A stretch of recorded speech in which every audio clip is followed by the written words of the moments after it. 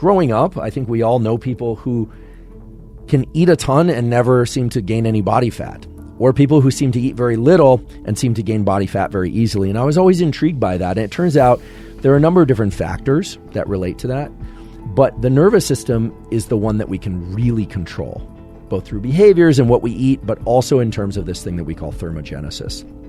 There's one particular story I want to relate to you that does not suggest any protocol. In fact, I'm going to discourage you from following this protocol.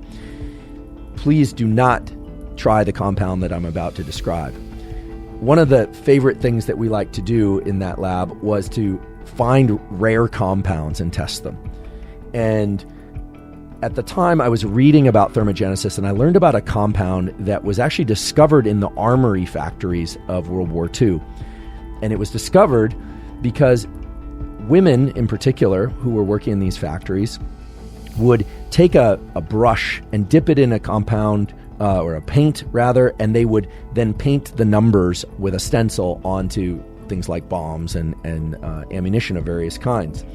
And they were losing weight like crazy. And it turns out that occasionally they'd lick the brush and then they would go back just to get a sharper point on the brush, and then they would paint onto these various bullets and missiles and so forth, bombs and so forth.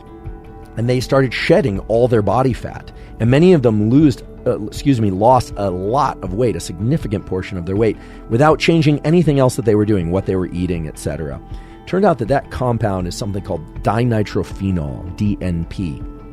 And over the years, dinitrophenol, DNP, has gained popularity in some niche cultures, mainly bodybuilders, athletes, even in the kind of modeling industry. It is a absolutely terrible compound for anyone to use because it's highly fatal if your body temperature goes too high. Hyperthermia will kill you. And indeed, many people have died using dinitrophenol as a weight loss drug, or attempting to use it as a weight loss drug. But dinitrophenol really illustrates a principle, which is that your metabolism includes things like thyroid hormone and growth hormone, etc. But your body temperature and the way you utilize energy is controlled by your nervous system. And the way dinitrophenol works is by changing the neurons, and the way that the neurons that connect to fat change the way fat burns up. So we are not going to suggest, I am not suggesting that you use dinitrophenol.